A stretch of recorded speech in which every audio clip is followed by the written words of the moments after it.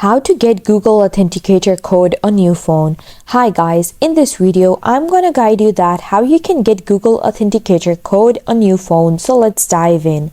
First, open any browser that you have on your PC or your devices, and then you have to just access your Google account by clicking this square over here, and then choose account. It's going to bring you to this page, and now choose security option over here in this list, and now it's going to bring you to this page, and you have to just keep scrolling down until you see this option. Choose two-step verification over here, and it's going to load the new page for you. Here you can see you have to just scroll down to the bottom until you see this option of Authenticator app and click it. And now you can see I have this option of setup Authenticator. Click this over here.